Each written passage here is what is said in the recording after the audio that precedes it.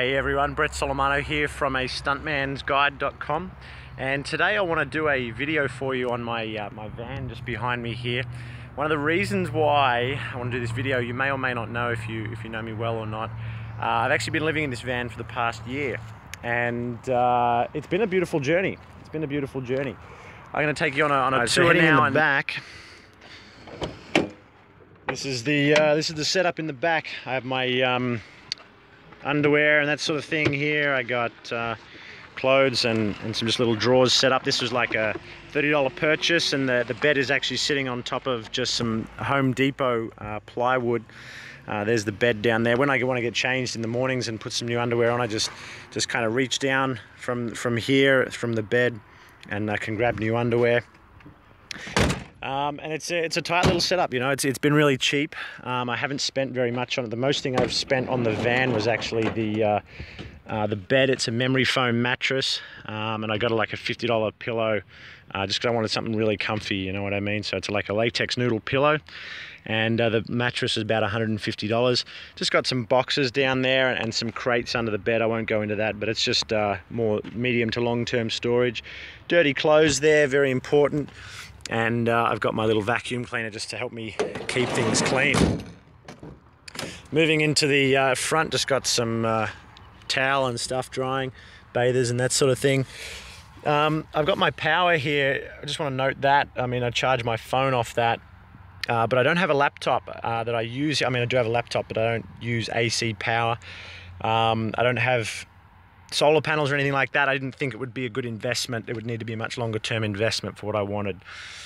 And I just got some granola bars and a bit of food here, rubbish bag and that sort of thing. That's all nice and close to me. Basically the tour of the van, and yeah, it's kind of a special time for me right now because I've been in the van for about a year, on and off. I've been staying with friends and had a couple of relationships and that sort of thing.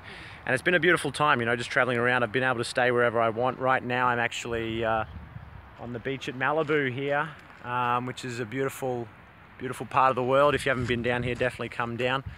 And yeah, why did I do it? I mean, it was a very cheap alternative to actually getting rent. And when I first moved here, I wasn't ready to actually live in a particular spot because I was going to do a whole lot of traveling and working in different places. So this was the perfect opportunity to do that. Haven't paid rent since, which has been a really beautiful thing, although I have paid insurance and all that sort of thing as well. So a couple of questions that people always ask me, frequently asked questions. Where do I park in the middle of the night? Well, I park basically anywhere that I'm allowed to, that the restrictions allowed me. I don't park in car parks because it's sort of private property and I don't want to have to integrate with that. I want to park on the street, and I always park in an area where I'd be happy to live. So something middle class, something where there's lots of cars out the front and I'm not too conspicuous. You'll notice that I haven't actually painted the van. It's a very inconspicuous white van, just something that I can blend in really easy with and not attract attention to. So I didn't paint it with cartoon characters or maps like you might see people running around with sometimes when you're traveling as well. Where do I shower? That's the other question that I have most commonly gotten asked as well. Where do I shower? I always shower at either friends' places or at the YMCA. I got a $30 a month membership with them. I've used the gym. They've got lap pool, they got spa, sauna, classes and all sorts of stuff. And so I go there most days of the week, or I go and visit friends, basically. That's what I do. Scheduling can be a little bit hard. If you want to go to the gym, you have to drive there, and to make the most of it, you do have to go to the gym or go for a lap or something like that in the pool. So it does take a little bit to actually have to go for a shower, but it does keep me in the gym, which is good, to actually go and keep fit and make the most of having to go and use the shower. But again, it does take an hour or two to have that set up, so you can't just duck into the shower before you go out with friends. You have to be a bit more disciplined about it. Do I have a fridge? As you saw, no, I don't have a fridge. I don't cook or anything like that. Because I'm so much in suburbia, I didn't think I would need one. I just usually eat in places like Subway or Chipotle, Mad Mex, which is the equivalent of Mad Mex, or just get some basic groceries that don't require it. So if I want to cook, I've cooked with friends and that sort of thing, and it keeps me social as well to do that. So it's another way for me to actually get out of the van, is to offer to cook for people, which I've done. Okay. Next question. I mentioned that. Some people ask me, do I fear getting mugged in the middle of the night?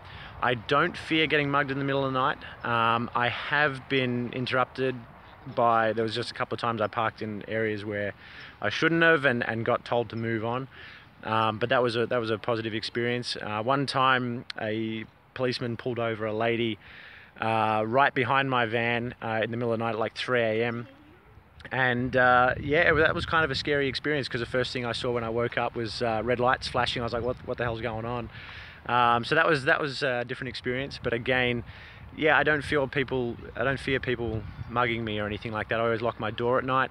I've actually got a mark on the window, just from the inside. You wouldn't be able to see it from here, but I've got it just inside the window, so I know how much I can lower the window down in the middle of the night, and I can open my my windows and that sort of thing to let some airflow through, which is really good.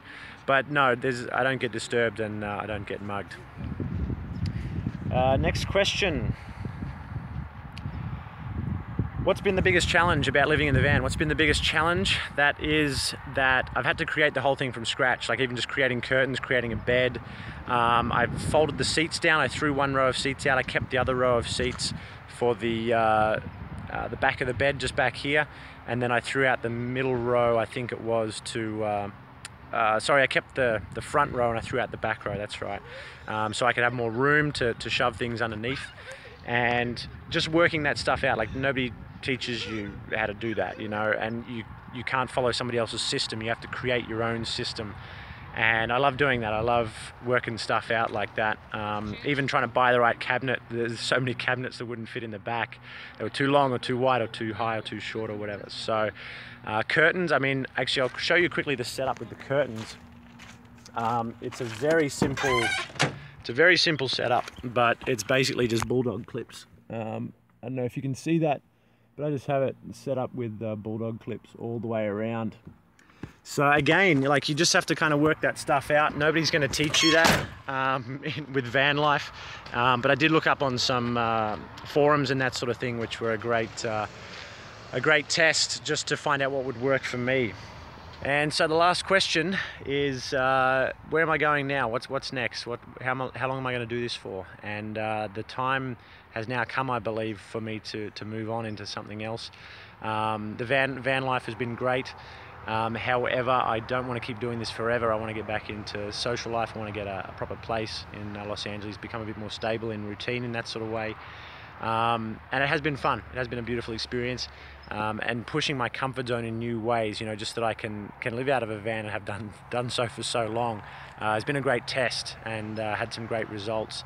But at the same time, I have become very comfortable with it, and comfort for me is not something I want to keep around for too long. I do need to get uncomfortable a little bit every day, and so I want to keep pushing myself, keep growing, keep finding new opportunities to keep growing, keep finding my edge. So that's the next step, is to get into a place.